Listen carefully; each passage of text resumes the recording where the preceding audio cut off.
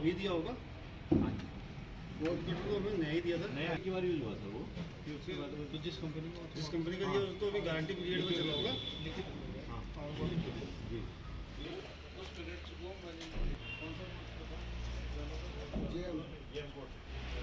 Monitoring committee तो अभी तो होगा आगे।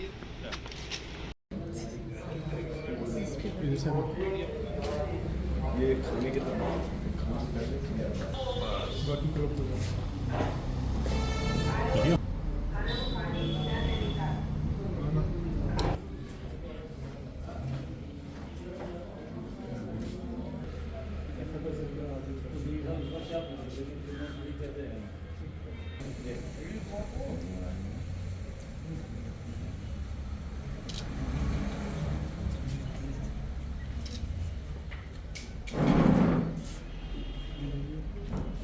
इससे अलग अलग क्यों रखे हुए?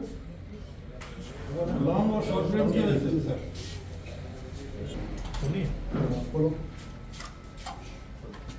बैठ के जैसे तरकीब चाहिए ये नहीं बैठ सकता सर, तू रहता तो रहने दे वो ऐसे बोल ये कहेंगे बैठिए और श्रीमान जी की जैसे बोल रहे हैं पहले उसकी शिफ्ट क्लोज करेंगे, मजलिस की दूसरी ली हुई चेक करेंगे, राउंड राउंड करेंगे।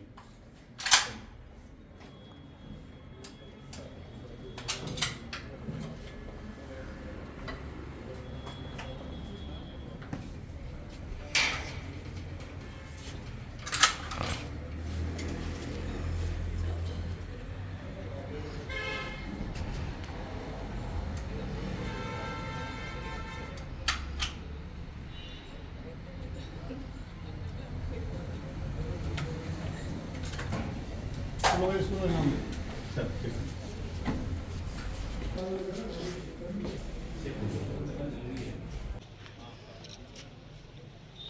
जो भी लिखाई हुआ है 513/02/307।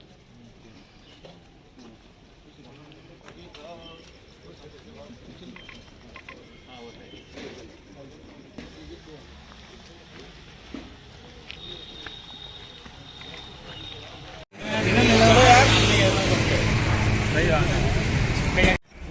डुमकी थाने का वार्षिक निरीक्षण किया जा रहा है। इसमें जो है जो जनप्रतिनिधि हैं, जो गणमान्य लोग हैं और जो पत्रकार बंधु हैं, इनसे जो वार्ता हुई उनके द्वारा जो सुझाव दिए गए हैं उन पर हम लोग निश्चित रूप से जो अच्छे सुझाव उन पर अमल करेंगे। और खासकर 3 जो समस्याएं सामने आई हैं उनमें से एक ट्रैफिक को लेकर के, एक नशे को लेकर के है, एक वुमेन सेफ्टी को लेकर के है। इन पर हम लोग निश्चित रूप से काम करेंगे। और इस बारे में मेरा जो एक बच्चों की बाइक को लेकर के समस्या रखी गई, उसमें हम लोग कल से एक अभियान चलाएंगे जिसमें ऐसे बच्चे जो नाबालिग बच्चे जो बाइक चला रहे हैं उनकी गाड़ियाँ सीज की जाएंगी और उनके खिलाफ कठोर कार्रवाई की जाएगी।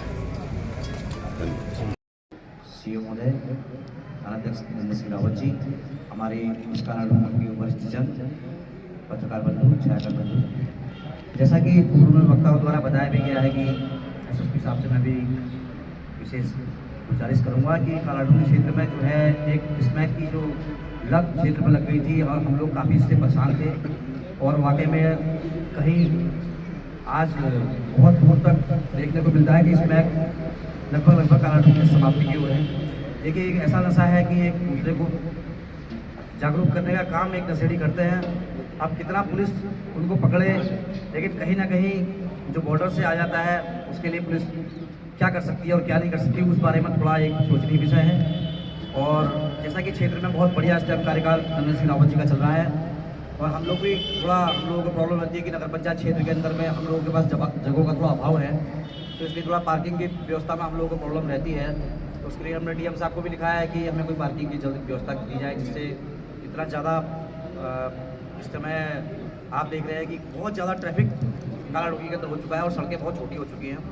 तो मैं अपने स्तर से भी डीएम साहब से एप्लीकेशन कर चुका हूँ और माननीय हमारे वरिष्ठ पुलिस अधीक्षक महोदय से भी मैं ये कामना करता हूँ कि आप थोड़ा डीएम साहब के नॉलेज में इसको डालेंगे। बाकी तो हमारे इस क्षेत्र में बहुत शांति व्यवस्था है और उसके लिए हमारे थानाध्यक्ष नंदन सिंह रावत जी को बहुत बहुत धन्यवाद और बधाई। हमारे यहाँ पे कतिवरा जी से मैं गुजारिश करूँगा, इनसे मैंने कई बार कह दिया कि बंदरों को पकड़ने का कुछ करें, तो सर एक बार आप भी डांट लगा के बोल रहे हैं तो कुछ काम जरूर करें। दरअसल बड़ी एक सामंजस्य की स्थिति नहीं बन पा रही है हमारे और फॉरेस्ट के बीच कि कोई हमारे पास बाड़ा नहीं है बंदरों की सुरक्षित रखने के लिए, और ना ही कहीं आसपास कोई क्षेत्र है। अगर हम यहाँ से पकड़ते भी हैं तो किसी दूसरे क्षेत्र में जाके छोड़ेंगे तो फिर वहाँ भी लोगों को डिस्टर्ब करते हैं, परेशान करते हैं। हमने वन विभाग को भी एप्लीकेशन लिखी हुई है इसमें, और पूर्व में हमारे कालाडूंगी में पिछले भी लगे थे, जिनसे हमने कुछ बंदरों को यहाँ से पकड़ के बाहर भी छोड़वाया था। लेकिन बहुत बड़ा प्रॉब्लम का विषय ये है कि क्षेत्र में कहीं बंदरों के बधियागढ़ की व्यवस्था नहीं है, कोई बाड़े की व्यवस्था नहीं है, तो इसलिए प्रॉब्लम जो है सर बहुत ज़्यादा प्रॉब्लम है। अब भाई साहब कह रहे हैं तो आप मेरे निश्चित हो जाएगा कि अगर थोड़ा फॉरेस्ट भी हमें इसमें मदद करे तो ये काम हो सकता है। जी हाँ, बाड़ा तो नहीं है कि अभी हम बधियागढ़ कर नहीं पा रहे। इस समय आपने देखा होगा कि हम लोग एक लिस्ट बना रहे हैं कि कौन कौन स्मैक पीता है। हम उन लोगों को ट्रेस कर रहे हैं कि वो लोग कौन है जो पी रहे हैं, जो हम उनको रिहेबिलिटेशन सेंटर में डाल सकते हैं। उनको प्रारंभिक उसमें अगर पकड़ लें तो उसमें स्मैक को रोकना बहुत आसान होता है। ये नहीं है कि पहला 1 साल से आप स्मैक पी रहे हैं और रातों रात आप चेंज कर देंगे अपने को, ये संभव नहीं है। अब हमारा दोनों चीज़ों पे काम चल रहा है, एक तरफ रोकना स्मैक को यहाँ आने से, और दूसरी तरफ उन लोगों को जागृत करना। ये सामाजिक रूप से हो सकता है, ये संभव नहीं है कि पुलिस बैठ करके सबको जागृत कर दे। वो एक सामाजिक चेतना को जगाने का काम है।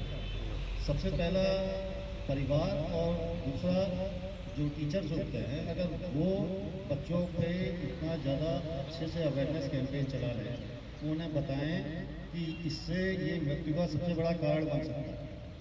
जो जितनी छोटी चोरी हो रही है, जितना एक स्मैक की पुड़िया के लिए आदमी कुछ भी कर सकता है, जो एक स्मैक का एडिक्ट है वो कुछ भी हद तक जा सकता है। तो हमें खुद अपने बच्चों को पहले देखना है। एक ही वक्ता ने इसमें बोला कि हमें सबसे पहले अपने बच्चों को देखना चाहिए। ये हमारी पारिवारिक रिस्पॉन्सिबिलिटी भी है कि मेरा बच्चा अगर बिगड़ रहा है तो उसकी जिम्मेदारी मेरी है, उसका दोष किसी और का नहीं हो सकता, क्योंकि मैं अपने बच्चे पे ध्यान नहीं दे रहा हूँ। अगर मैं अपने बच्चे को देखूंगा कि भाई यार 9 बजे रात तक कहाँ गायब है, ये क्या कर रहा है, हम लोगों ने अपनी रिस्पॉन्सिबिलिटी से किनारा कर लिया। इसकी वजह से ये चीज़ बढ़ रही, और हमें इस चीज़ को समझना पड़ेगा, इसकी जिम्मेदारी हमें लेनी पड़ेगी, क्योंकि ये एक सामाजिक समस्या है। इसमें जब तक समाज का हर आदमी नहीं मिलेगा तब तक संभव नहीं है। पुलिस क्या करेगी? पुलिस बड़े लार्ज स्केल से जो आ रहा है, जितने आ रहे हैं उसको रोकेंगे, वो पुलिस का काम है। लेकिन जो पी रहा वो तो हम में से ये है ना, हमारे ही बच्चे हैं, तो उसको रोकने के लिए हमें सबको अवेयर करने की जरूरत है कि ये ना सोचें कि बगल वाले का लड़का पी रहा है, मेरा लड़का थोड़ी पी रहा है, कल के दिन आपका लड़का भी पिएगा। फिर आप कहेंगे कि मेरा लड़का तो पी नहीं सकता, मेरा लड़का तो सवाल ही नहीं होता, बहुत ही अच्छा लड़का है, मेरे लड़के को किसी ने बिगाड़ा होगा।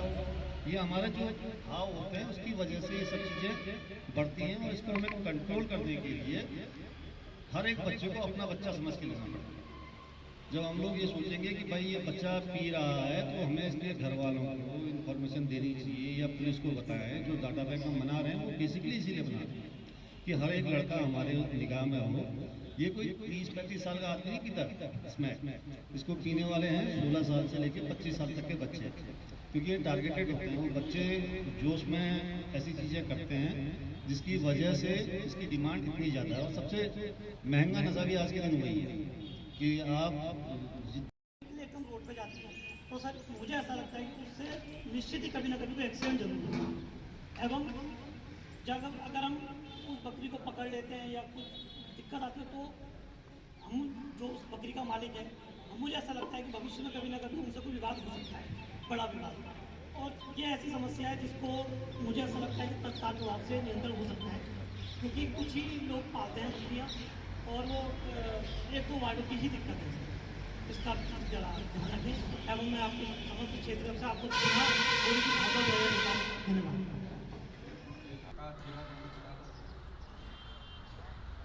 आप सबको मेरा नमस्कार। महोदय, आप आए हमारे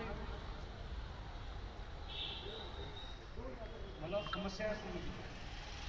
यहाँ पर कालाडुंगी में समस्या ही समस्या है। कुछ साल तक तो यहाँ पर रोड पे अगर मतलब साइड पर जो है यहाँ पर क्या करा जाए है, क्योंकि यहाँ पर अगर खड़ी हो मतलब 1 मिनट के लिए रुके और उसका चले जाए, और वहाँ से आए तो रुके रोड देखिए अपने चले जाए, एक वहाँ भीड़ भाड़ जरा कम हो जाएगी साहब। और दूसरी बात यह है साहब कि हमारी जो गलियां हैं, अगर बाई चांस कोई मरीज हो जाता है, किसी की तबीयत खराब हो जाती है, उसको हॉस्पिटल नहीं ले आ सकते, जो नहीं है। मैडम सामने बैठे हैं, इनसे पूछ सकते हैं और पूरी जनता बता सकती है। मतलब कई समस्याएं हैं साहब। और थोड़ा सा एसओ साहब से हमने कहा भी था, एसओ साहब जाते भी हैं, थोड़ा सा स्टाफ का रुना हो जाता है यहाँ पर।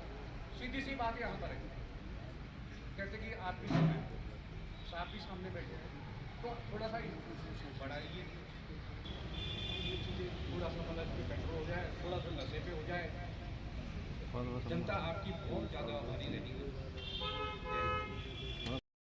सीओ महोदय, थानाध्यक्ष नंदन सिंह रावत जी, हमारे मुस्कान के वरिष्ठ जन, पत्रकार बंधु, छायाकार बंधु, जैसा कि पूर्व में वक्ताओं द्वारा बताया भी गया है कि एसएसपी साहब से मैं भी विशेष गुजारिश करूंगा कि कालाडूंगी क्षेत्र में जो है एक स्मैक की जो लत क्षेत्र में लग गई थी और हम लोग काफ़ी इससे परेशान थे और वाकई में कहीं आज बहुत दूर तक देखने को मिलता है कि स्मैक लगभग कालाडूंगी की समाप्ति की ओर है।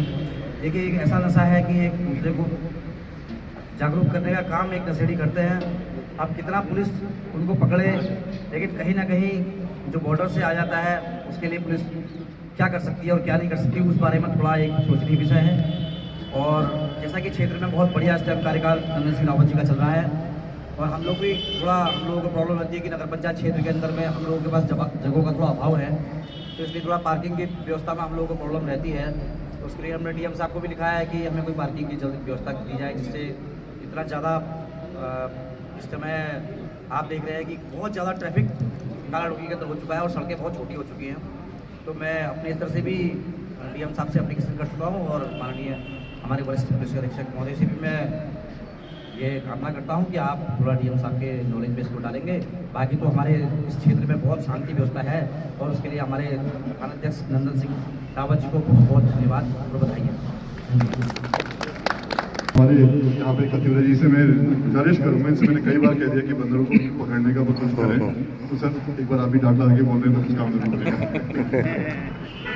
दरअसल बड़ी एक सामंजस्य की स्थिति नहीं बन पा रही है हमारे और फॉरेस्ट के बीच कि कोई हमारे पास बाड़ा नहीं है बंदरों की सुरक्षित रखने के लिए और ना ही कहीं आसपास कोई क्षेत्र है। अगर हम यहाँ से पकड़ते भी हैं तो किसी दूसरे क्षेत्र में जाके छोड़ेंगे तो फिर वहाँ भी लोगों को डिस्टर्ब करते हैं, परेशान करते हैं। हमने वन विभाग को भी एप्लीकेशन लिखी हुई है इसमें और पूर्व में हमारे कालाडूंगी में पिछले भी लगे थे, जिनसे हमने कुछ बंदरों को यहाँ से पकड़ के बाहर भी छोड़ा था। लेकिन बहुत बड़ा प्रॉब्लम का विषय ये है कि क्षेत्र में कहीं बंदरों के बधियागढ़ की व्यवस्था नहीं है, कोई बाड़े की व्यवस्था नहीं है, तो इसलिए प्रॉब्लम जो है सर बहुत ज़्यादा प्रॉब्लम है। अब भाई साहब कह रहे हैं तो आप मेरे निश्चित हो जाएगा कि अगर थोड़ा फॉरेस्ट भी हमें इसमें मदद करे तो ये काम हो सकता है। जी हाँ, बाड़ा तो नहीं है कि अभी हम बधियागढ़ कर नहीं पा रहे हैं।